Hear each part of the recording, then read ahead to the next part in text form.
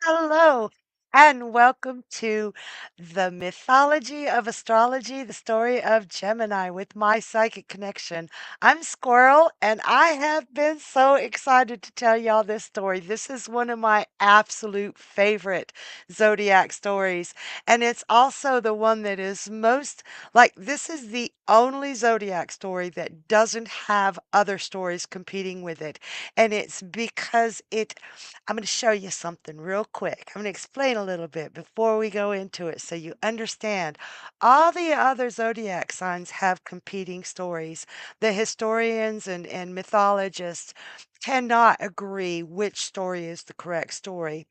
But in the case of the Gemini twins, they all agree, even back to Sumerian times, the twins were the twins.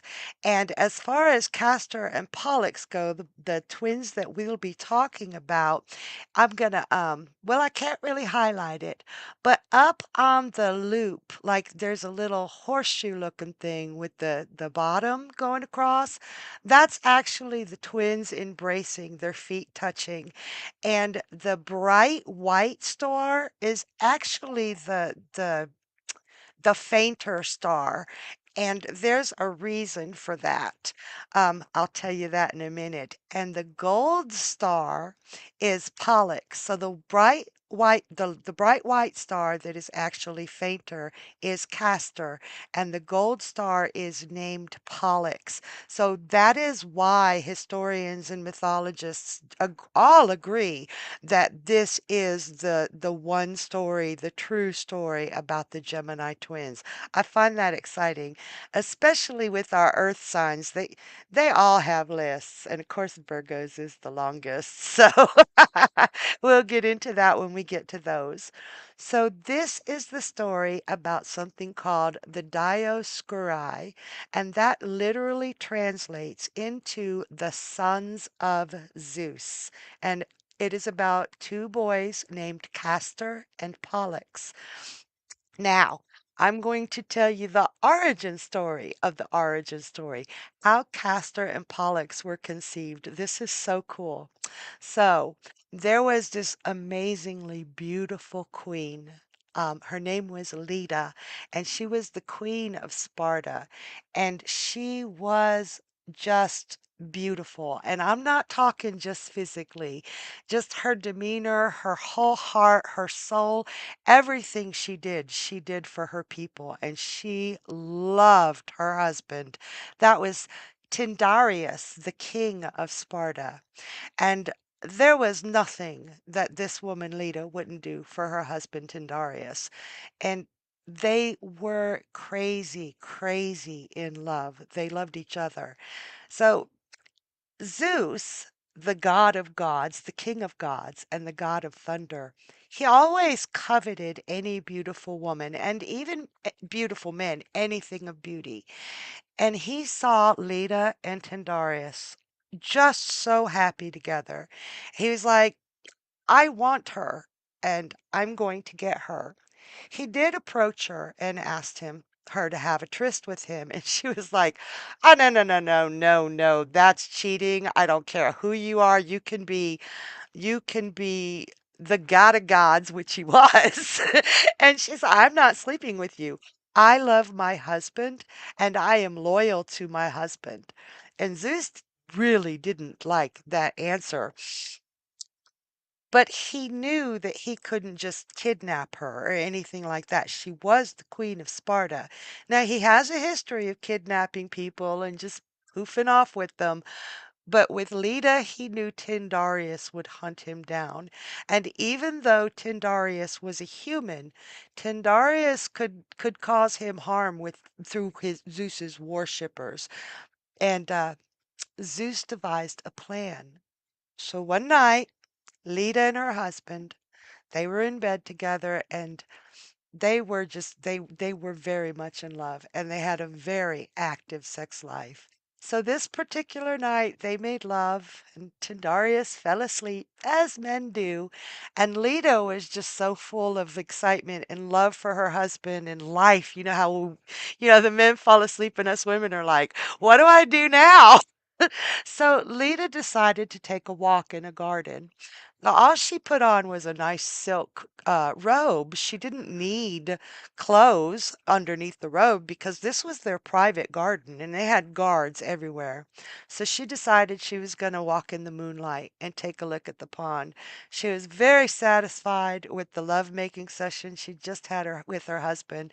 And she walked out to the pond and she saw this beautiful, beautiful giant swan. She was like, oh, wow. So she went up to it and she was petting it and just, talking to it the way women talk to animals sometimes. And she was just overwhelmed by its beauty. Now this swan obviously was not a real swan. It was Zeus. And as soon as she bent down in a position she squatted to pet it because it was being so affectionate. It attacked her. It threw her down on the ground, and the swan as Zeus, or Zeus as the swan, raped Leda. Just had his way with her. And she was devastated, absolutely devastated. And he turned into his true form at the end and said, no one says no to me. No one. And Leda was devastated. And she ran to her rooms. She ran to Tyrandius and she sobbed and cried and told him what happened. And Tyrandius truly, truly loved her. He said, whatever happens, if you conceive from this union, it doesn't matter. Those children are mine. I love you, and I will always love you. And he held her and he rocked her and he just petted her hair and made her feel safe. And for him to be able to make her feel safe after something like that happened is truly phenomenal. The trust they had, the relationship they had. She was able to heal. It took a while, but she was able to heal with Tyrannus's love. So he was an incredible man.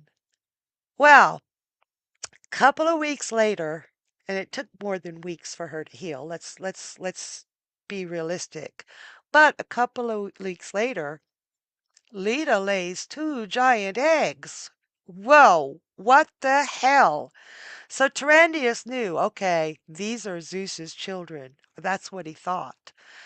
But out of these two sets of eggs were born two sets of twins. There were Pollux and Helen, the demigods. That's the children of Zeus. Demigods are half human, half god. So Pollux and Helen were children of Zeus. And out of the other egg came Castor and I couldn't say it.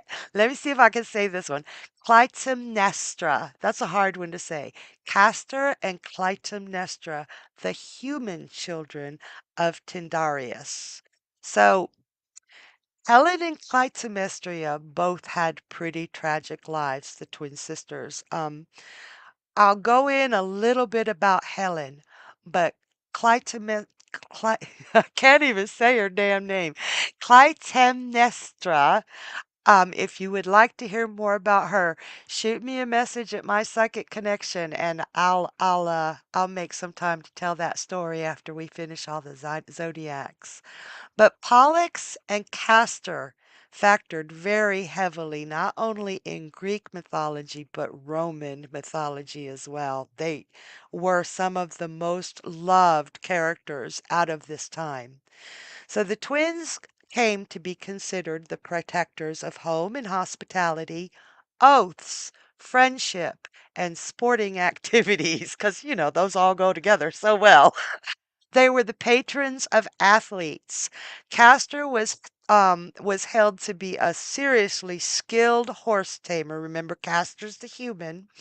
And Pollux, the god, the demigod, possessed amazing boxing skills.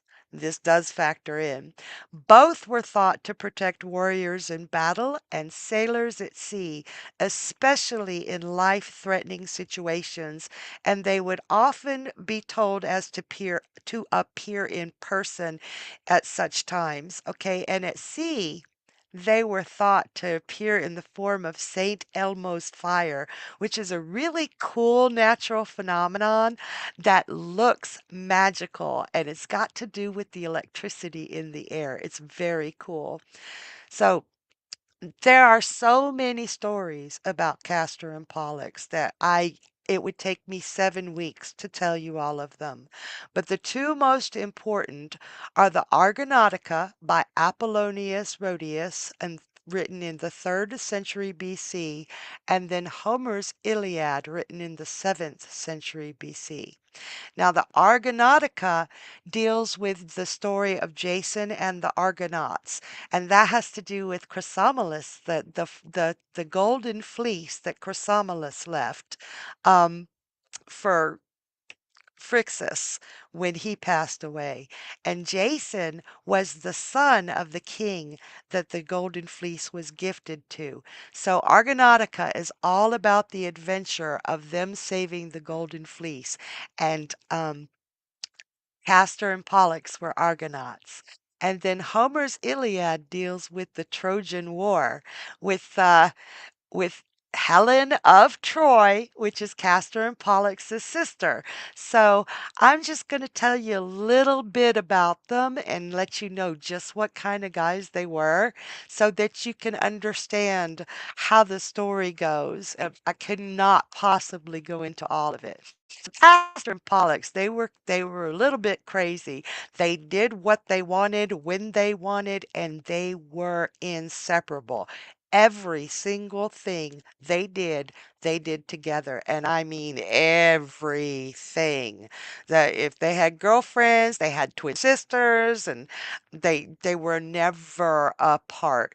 They were fun. They were known for their curiosity, for their liveliness, and their readiness to do anything. If anybody needed help, they were ready. If things were boring, they were ready because they were going to make things interesting no matter what. This was Castor and Pollux.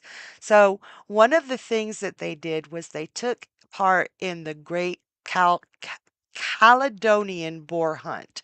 So, what that is when King Eoneus of Caledon failed to honor the goddess Diana with her offerings, she released an enormous, terrifying boar on his lands.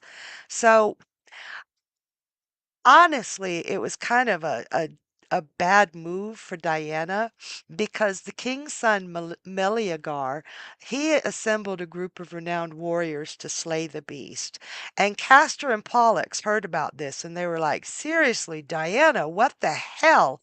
You punished the king, not the poor people. The people gave their tribute to the king to give to Diana, but the king kept it. So Meleager was like, we've got to stop this. The people are dying and I'm supposed to be protecting them. And Castor and Pollux were key to Meleager defeating the beast. So not going to go all into that, but you see, they were ready. They were on it. They wanted to defend the underdogs. They were just something else, and senses of humor, they're crazy, crazy funny. So Castor and Pollux are universally named among the Argonauts, the crew of the Argo that sailed for Colchis with Jason to get that golden fleece. So the boxing skills of Pollux came in use when the Argonauts landed in a region of Asia Minor ruled by Amycus, who was a son of a Poseidon. Now, Amycus was like a serious bully, and anybody who landed in his area of the world, they were not allowed to leave unless they boxed with him or fought with him. So when the Argo landed on his shores, he stalked down over to the shore and he was like, "You're not leaving. I will kill each and every one of you unless you pick a man to fight with me because I'm gonna kick all y'all's asses. But you give me your best man and I'll just kick his." Well, Pollux was like, "This man's an idiot. He is so arrogant and rude," and they'd heard of him from before.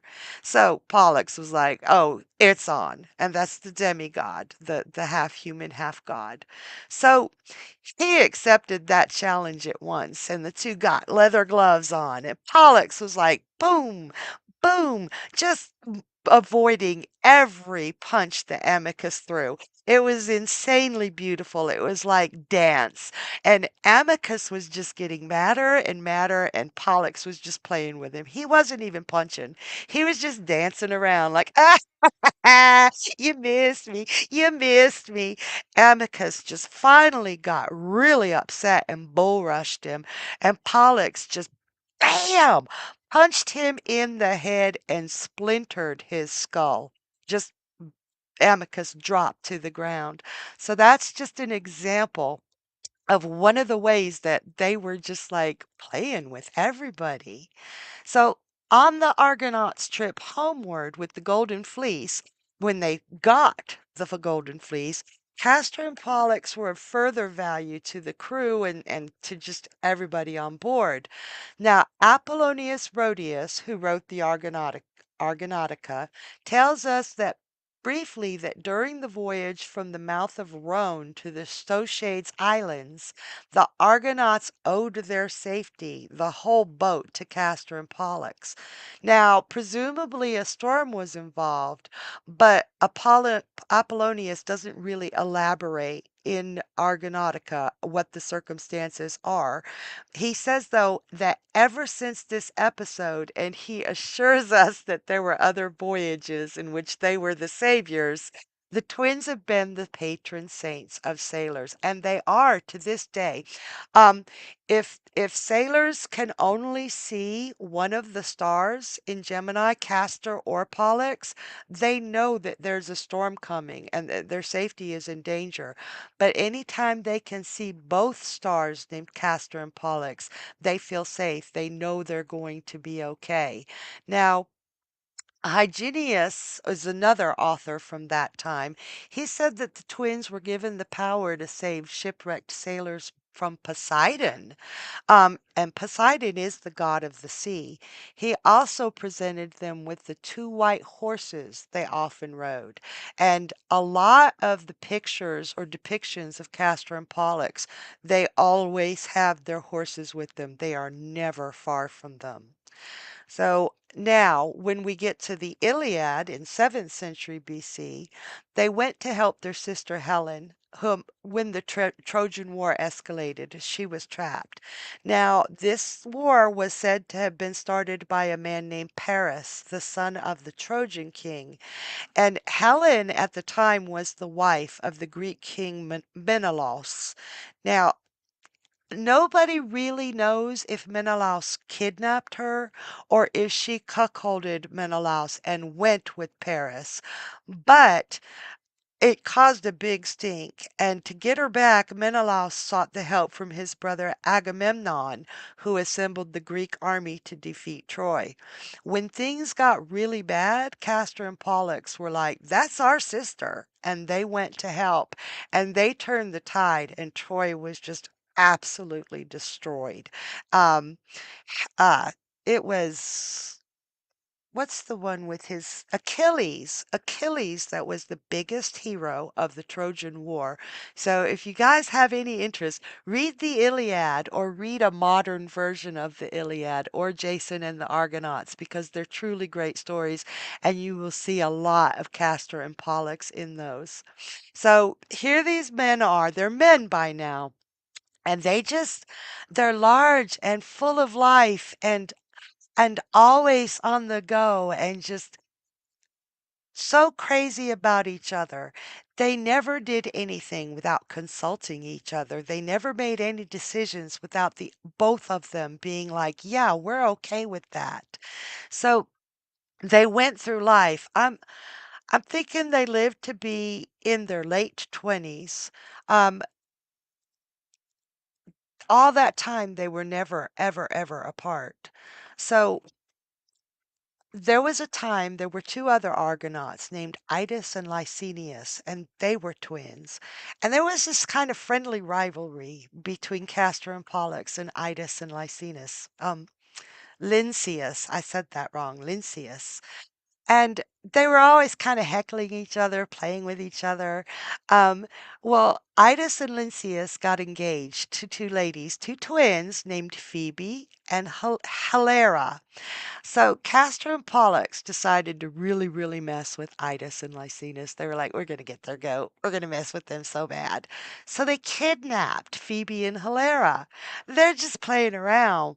Idas and Lycinus, like Lynceus, really got upset and they were chasing them down.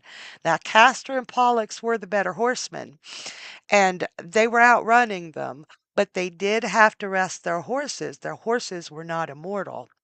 So they rested their horses, and just rumors were going around like crazy. And a lot of the gods came to see the showdown between the two sets of twins.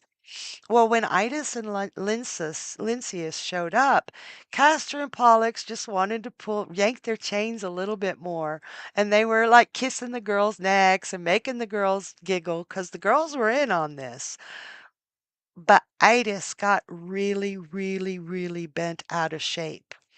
And he acted like he was leaving, but he circled around and he came up and he was gonna kill Castor because he knew Castor was the human. And Alex was across the field and he saw Idas coming up behind Castor just with his spear, just or lance, and just racing, and he was just going and Pollux was screaming, Castor, no, look behind you. But Castor was having too much fun. And the minute that lance hit Castor in the back, poor Pollux felt it. He bowed up and Castor and Pollux fell off their horses at the same time. Now Zeus was there, he was watching, and he just bam, bam, killed both Idas and Lynceus, both of them at the same time with lightning bolts.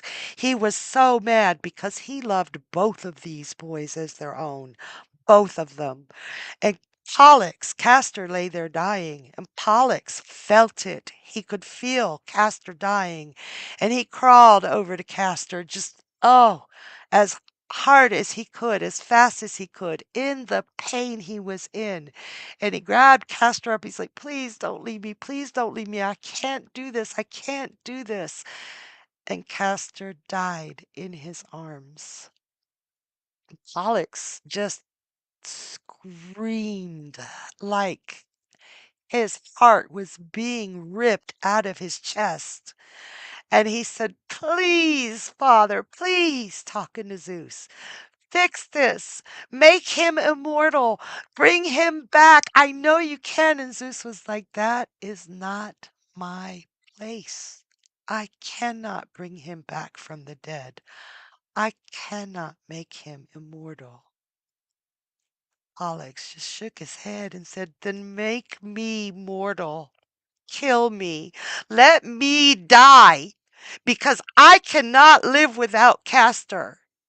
And Zeus just shook his head and said, I can't lose both of you. I can't do it. I'm not going to do it. And he walked off the field. And for 2 weeks, Pollux sat there, rocking Castor and begging Zeus, please, please, I can't live without him. And all the other gods were like, oh my gracious, we can't watch this. And they went to Hebe, and Hebe was the only god that could bring someone back to life. She was the only god that could bestow immortality. And even she was like, I don't think I can do this. And even Zeus said, please, please try.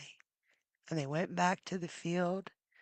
and Castor just lying in Pollux' arms. And Pollux had lost so much weight he didn't eat, he didn't sleep. He just held Castor and rocked. Loved Castor so much, just please.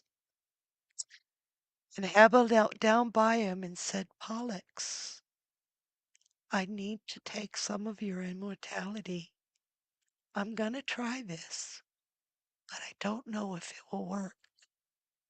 Pollux was like, I'll do anything. I'll give anything. Make him live. I can't. Please, I don't want to live without him. So Heba did her magic, and nothing happened. Pollux was just destroyed. His heart already broken. Just, he didn't know what to do. And that was when Zeus said, These are my sons. These are my sons, and they will be together. And he reached in and took Castor's soul. And then he reached in and he took Pollux's soul. And it hurt him so bad to watch the light go out of Pollux's eyes. And then he reached into the sky and he put the two brothers in the sky together. So they are always holding each other and never, never apart for the rest of eternity. And that is the story of Gemini. And I need to learn to buy non-running mascara when I do these. So if you guys have any questions or any comments, we'd love to have a discussion. Absolutely. Oh wow. Now we did tell everybody this one would be a tearjerker. I could never tell that one. Rebecca says you look like a Greek scholar telling the stories with your headband. I was going for that. Oh, it looks gorgeous. Now, if anybody has any questions about um, Gemini and the story that was just told, don't be afraid to ask your questions. Rebecca says, You are so passionate. Cassidy said, Wow. Rose is saying beautiful. Cassidy said, I'm about to take my makeup off for the day. And dang, it's half off already. I know, Cassidy. Mine's on my napkin. But the story and the way in which it's told, that they can't be away from each other. Now, And oh, now go the ahead. one thing I didn't know was that there were two sets of twins, I didn't know that either until I did the research. That was so cool. which is like, are they the good twins, the bad twins? We got the yin and yang, but I do believe that, that they are there. Well, both Helen and Clytemnestra, that's so hard for me to Yeah. say. They had very tragic endings, and both of them were at the hands of their husbands. They were, yeah, that didn't go really well. And Helena Troy, the face that launched a thousand ships, Mm-hmm. the whole war of Troy was over her. So, yeah. And I found it interesting. And Brooke says, very beautiful. Thank you, Brooke. I found it really interesting that the sets of eggs, the humans and the gods, that there was a boy and a girl in each egg. I I sure would. I wish I could lay eggs to have children. I think most women would think that it would be easier to lay an egg, but I do have birds and chickens, and it's not as easy as y'all think it is. You still gotta push that son of a bitch out. But Right? Yeah, that is true. um, Rebecca, Okay, Rebecca asks, so is Gemini a bipolar sign or symbiotic? Yes, both. Yes, It really truly depends on the health of the Gemini, the mental health of the Gemini, and quite possibly the upbringing, nurture. So you do have your very bipolar, you don't know who you're getting from one second to the next Geminis. But you also have the symbiotic Geminis. Journey was saying earlier, yin and yang, and I mhm, loved that for a healthy Gemini, that harmony, that balance. And Joey Sanchez says Geminis communicate well with others. Absolutely.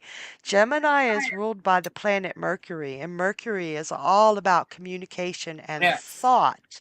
So they're very, very eloquent and excellent speakers.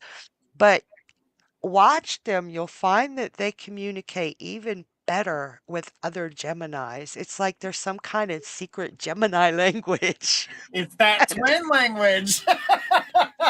They know how to talk to each other's twins within them. they do. They do. That And dual. Now, not saying that all signs don't have the dual personalities, but within Gemini's, they shine differently. yes, yeah, within Mhm. Geminis, it's truly obvious, and all the other signs, it's just that, there's a full spectrum. Rose says we love to talk and listen. Yes, yes. And Cassidy says Gemini Moon Club. And Cassidy and I are both Gemini moons, so we have our secret twin language. Oh yeah. And Joey says, shh, don't tell everyone. And Brooke says, ha ha, right? Rebecca says, and Virgo too. Both ruled by Mercury. Oh, yeah. Oh, yeah. They're both, but Gemini is the masculine rulership of Mercury, and Virgo is the feminine. Gemini is the more outward going, the more proactive, where Virgo is more inward. Everything happens inside. Um, Now, We'll I talk do. about that when we get to Virgo. Sorry, So Journey, what? what I was going to say to you is, though, when it comes to a Gemini, now this is something that I know from experience and from knowing other people that I've done readings for that are in that Gemini state. One twin is always stronger than the other. So you can have that playful, fun, caring, loving Gemini, or you're going to get that trickster, mean, vindictive, cares about themselves only, um, master manipulator. So I've seen both, but one always rules. So it depends on the person and what other planets are in that chart to push them in that direction. Absolutely, Mhm. absolutely. And you can have that duality in one person. I mean, most Geminis carry the duality with of that, unless they have planets in their chart and signs in their chart that can help tone that down. Um, Even the really healthy Geminis are going to instigate the hell out of something if they're bored. So, um, and it's not always bad instigation, No, but yeah, it really depends on if that Gemini is happy, healthy. which is, Yes. yeah, happy and healthy. You'll see that more charismatic. Yeah. And even with the unhealthy Gemini, you get that charisma. You see that charisma. And I think like there's a lot. Gemini is one of the signs nowadays that has the worst rap. They get the Jojo. reputation of being. Jojo says Geminis have the true balance in communication. They can be nicely communicative, but they can also split souls with one sentence, depending on the twin you're dealing with. I love that, Jojo. But that's Yeah, I exactly was what going I to was talking. say, We were just talking about that just now. yeah, Mhm. even even if you have a very manipulative, instigative, negative unhealthy Gemini, you're still going to see that charisma. And a lot of people, because of those Geminis that have those horrible traits, and they are horrible traits, but Mhm. every sign has horrible traits and good traits. But nowadays, Gemini is seen as a backstabber, two-faced, and a lot of different things. And what people don't understand is Gemini doesn't really take sides unless No, there's an underdog involved. They're going to right. see they're going to see both sides. They're going to say, "I get your point." And yeah, I get your point. And much like Libra, they try to form a bridge so people can talk. But it's seen as two-faced because it's like you're talking to me and you're agreeing with me, and then you're talking to them and agreeing with them. So it gets misunderstood. And there are times where, it's not a misunderstanding. It really is two-facedness. But for the most part, for Gemini, it's trying to see both sides and understand the whole relationship. Yeah. The um, the energy between um, it's seen more because it's more the twin within a Gemini is more dominant. I mean, you can there's Geminis are hard, not hard creatures to read. You can read a Gemini fast. You can read a Gemini fast. They don't have the capability of hiding which twin is out there. Oh, they do not. And they don't even try, like, because it's just who they are. They've got that personality that their personality traits are so strong that it's easy to read. Not only are they telling you with their mouth, they're doing it with their body language, they're doing it with their face, the way that they approach the question, that if they're being asked a question, or the way that they're communicating back with you. It's so easy in that sense to know where they're at Yeah, least Gemini by would my own need some experience. A Gemini would need some strong Scorpio or Capricorn in their chart to be able to hide their feelings. And a healthy Gemini wants to share joy and funniness. Rebecca says, LOL, and there's Well, my moon, Libra. I'm a controlling peacemonger. And Brooke says, yes, you can read one fast. Yeah. And Rose says, I do not fake as a Gemini sun.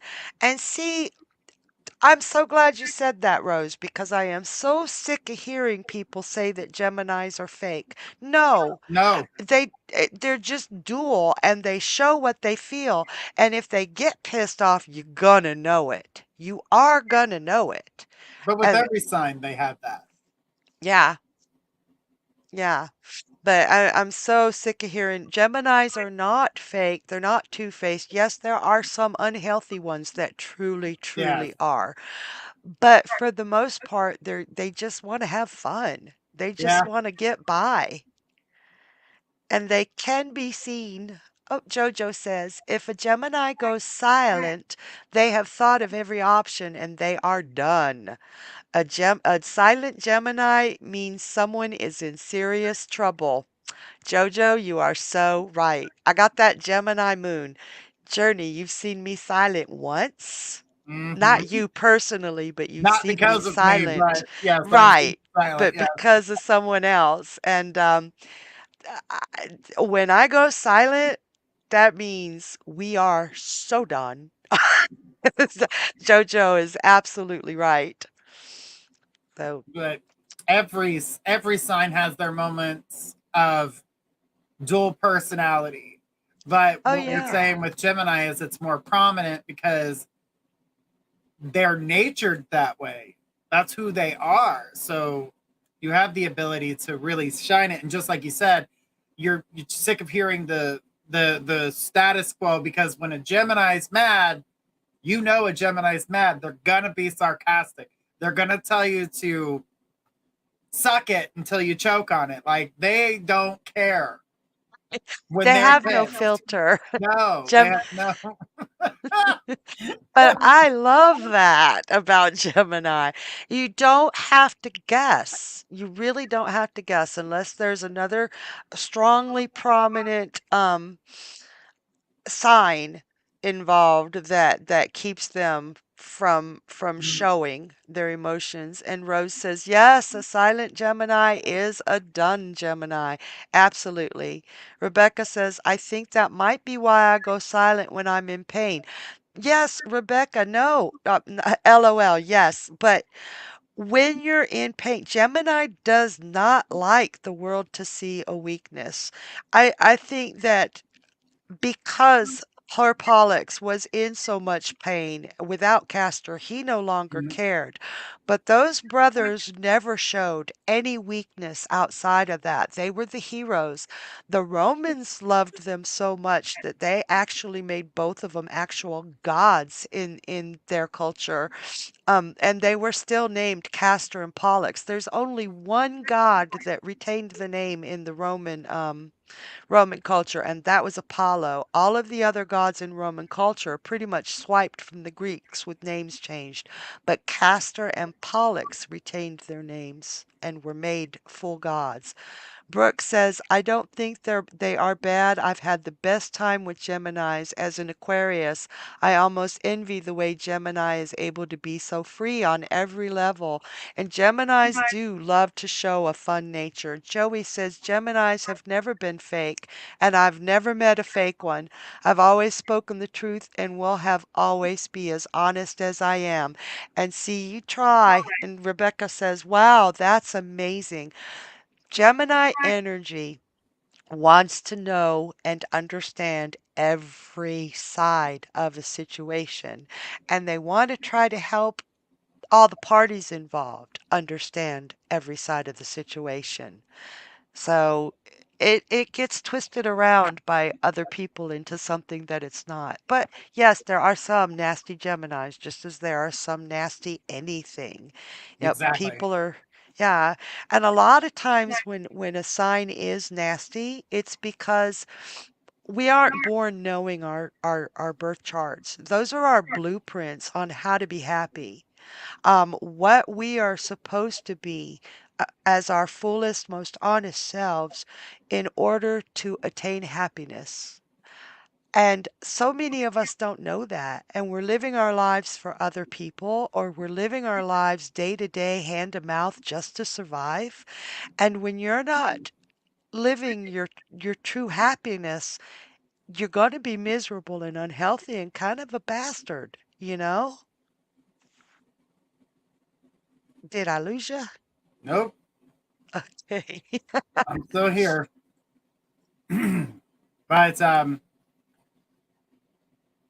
the twin, that energy is a dominant in them. That's why their communication skills. But they're also something I learned too about Gemini's is they love riddles, and that has to do with their Yes. communication because they want to Yes. understand what is this They riddle.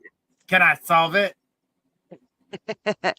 And Jojo says that's why the sight of only one twin means storms. A mad Gemini is something to be highly feared. The storm is coming.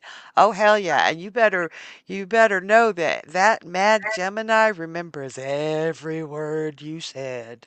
And Joey Sanchez says, "I am your happiness. Sharing is caring." And Jojo says, "especially an unbalanced Gemini." Oh yeah. Oh yeah. So you guys, there is some good Gemini energy in here tonight. I'm loving it. And I got to do a Gemini moon thing now. So if you don't mind, there is actually another ending of the story. Now, the ending I told you is what's portrayed in Argonautica, which was written in 3 BC.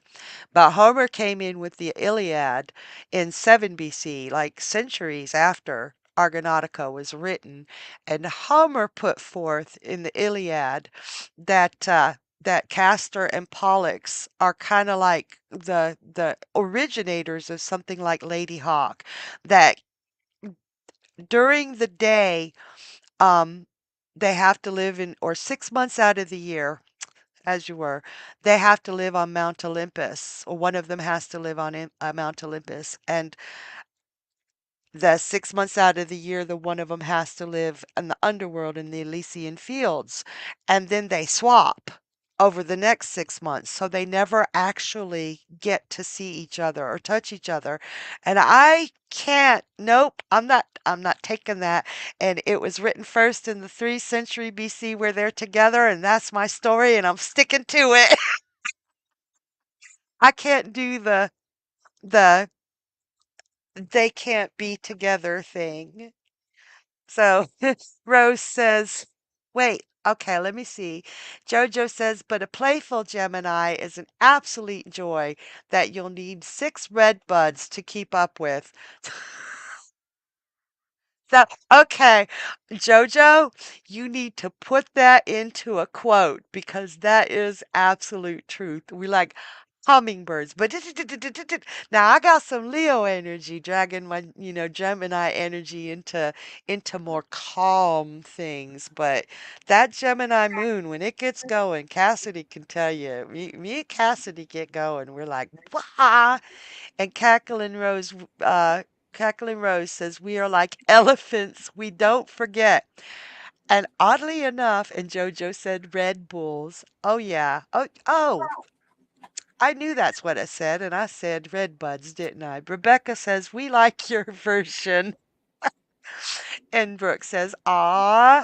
So, Rose, what's really interesting is that the other 2 signs that have those elephant memories and well, 3 signs. We got the Virgos and the Geminis, both the signs ruled by the planet Mercury.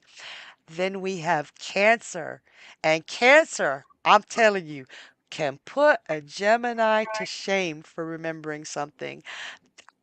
They'll remember something you did 32 years ago, word for word. They will let you know about it. These are facts. And the other side is Scorpio. Scorpio is like, oh my gosh. So they can actually put the Geminis and the Virgos to shame. And Jojo says, Gemini sun here. Yay, Gemini sun. He says, apparently I can flirt just by breathing. Gets me in trouble without even trying. Oh my gosh, Gemini. Yes. One of the things about flirting is a lot of times it's done to make somebody feel good, and it makes you feel good.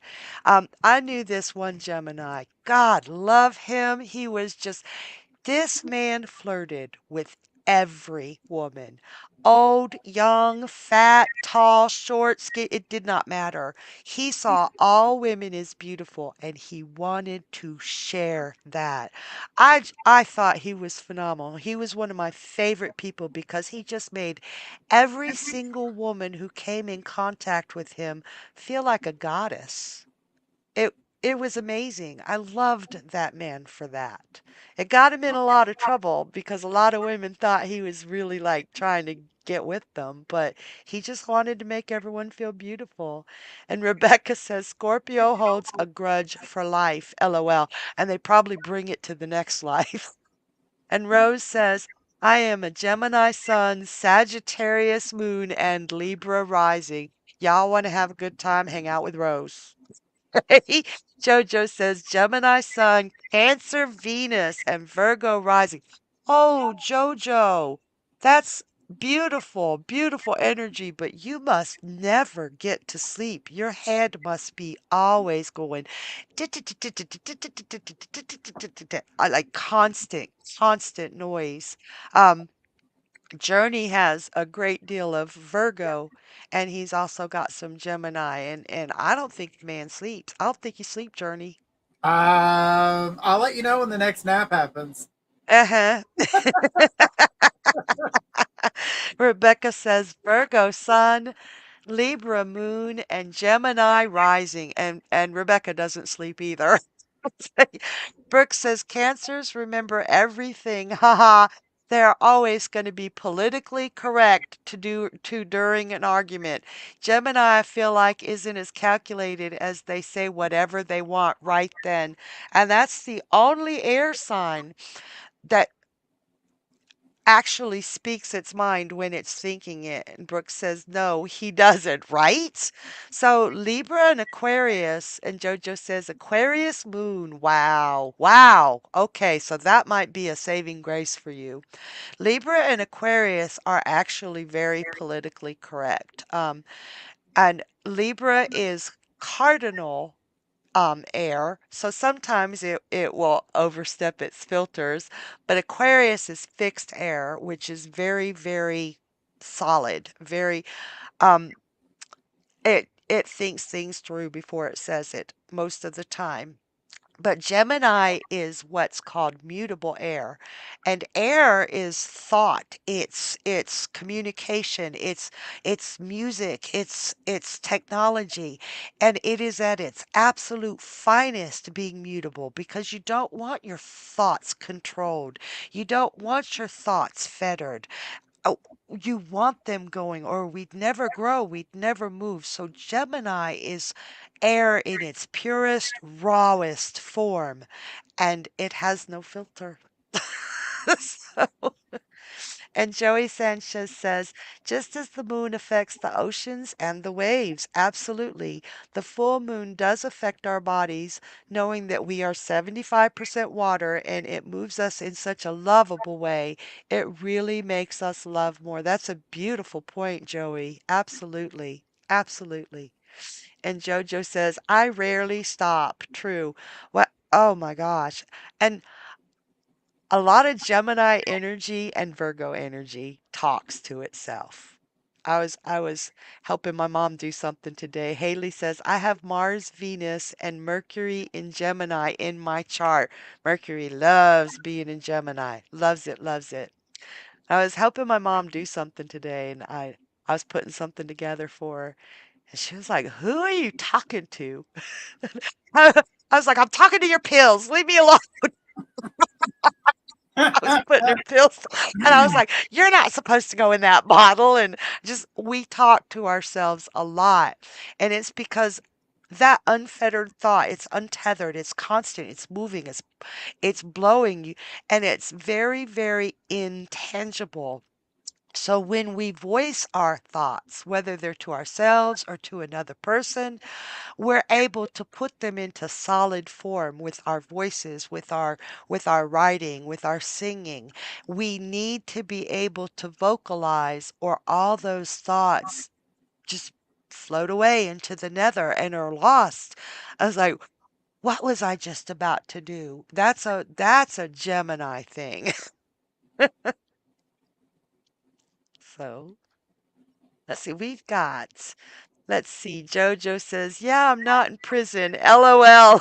But the 6-pound overthrows at the bowling alley are not appreciated by the police. Whiskey doesn't help.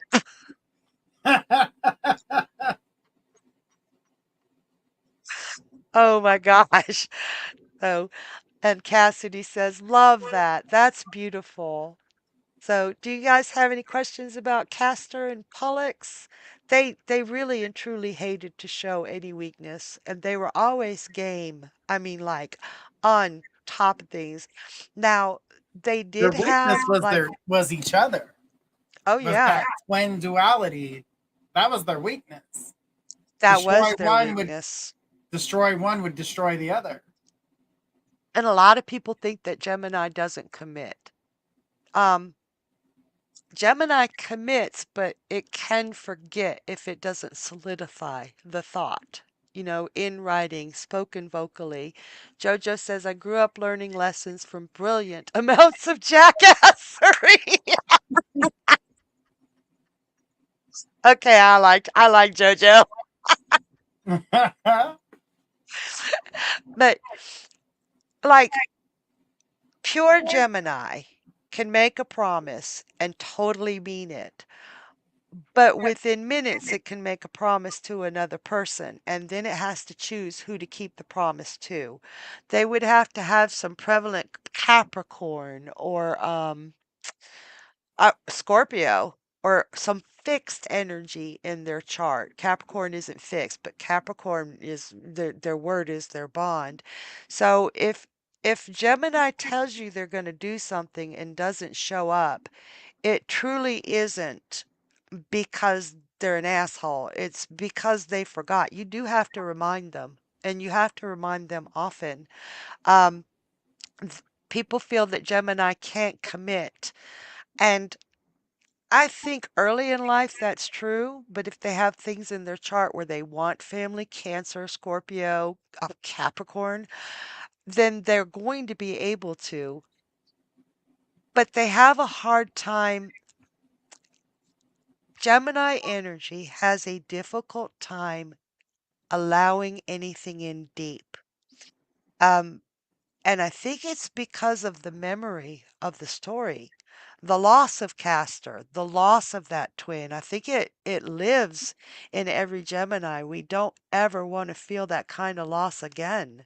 So we keep people not at an arm's length like an Aquarius does. We keep things light, we keep things easy, and it's very, very rare, and it takes a long time for us to let people in. So people will call us shallow or non-committal, but it's just that we need to be sure.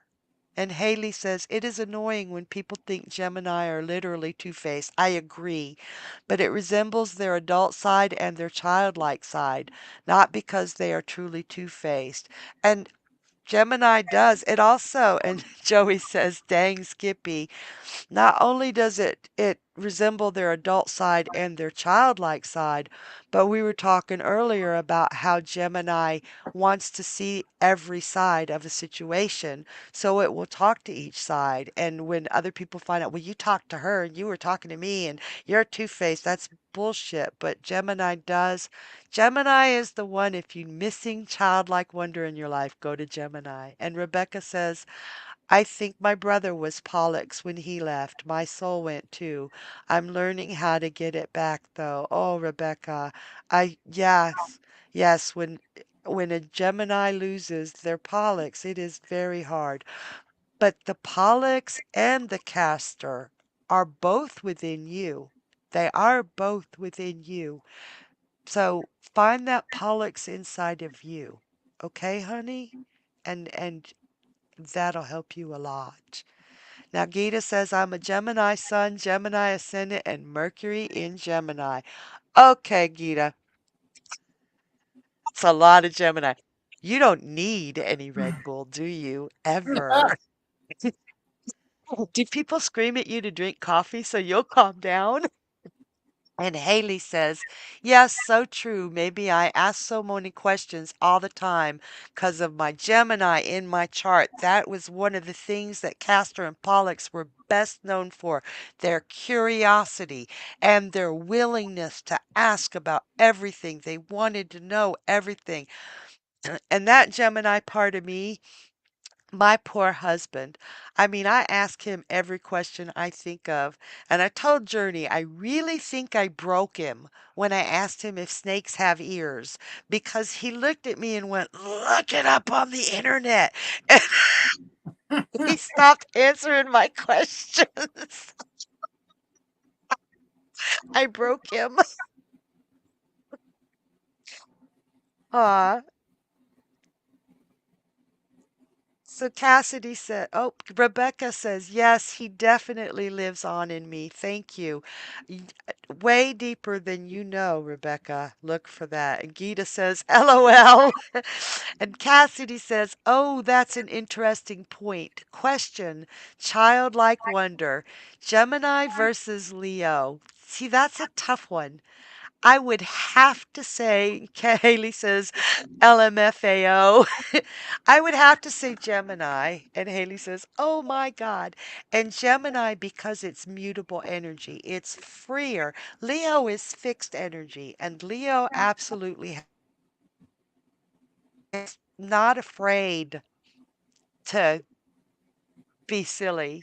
A good, healthy Leo sees the world through the eyes of a child, but it is fixed energy, so it does hold back slightly. But the Gemini is completely unfettered. It isn't ashamed, it isn't afraid, it isn't held back. And I am truly, truly lucky to be born. I have the Leo sun, the Gemini moon, and the Libra ascendant. So I I'm a big kid, y'all. You don't Cassidy's, say. huh? I said, you don't say.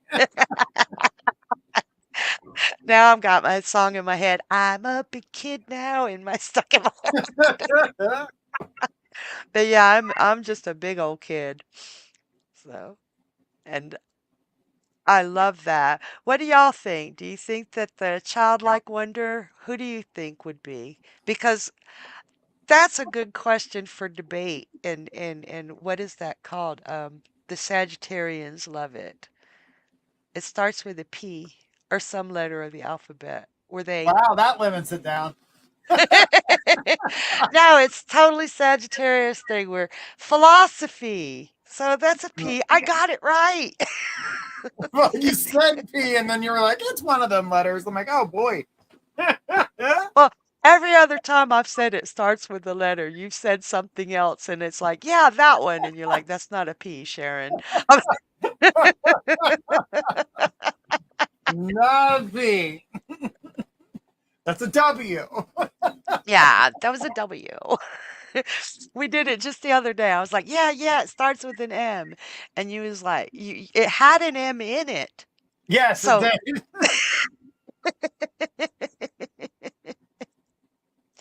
and we have JoJo, a committed Gemini, really is a gem. Get a Gemini that's a nice guy, ladies. They finish last and know what they are doing. Ooh, yes, because they do like to please. There is that. And Rose is laughing. Haley says, I'm Cancer Sun, Scorpio rising, and Sagittarius moon. Watch out, guys. Oh, that's got to be tough, though, because the Scorpio and the Cancer like to hold their cards close to their chest. And then that Sagittarius is gonna blurt out all your secrets, and you're going, "Why the hell did I say that?" And Rebecca says Aquarius has childlike wonder because they always want to find ways to make the world better. We'll save that for. Let's save that for. Uh, I want my fries back. I got I got a few issues with some Aquarius energy. Jojo says Saggies and Gems do make good friends, being the opposite signs, and they don't embarrass each other. Neither of them has filter. Yeah, they Sagittarius and Gemini, especially in the same body, that's going to be a fun person, but that will be when you're done spending time with them, you're going to have to sleep for a week. Okay. And Haley says that is very true. LMFAO. all right, guys. Well, we have come to the end of this show. Already? It's already been your hour. It's already done and gone. Wow. We went over just a little bit, but that's okay. We had a great discussions going on here tonight, guys. But don't forget, we are going to have another show here with the story of cancer.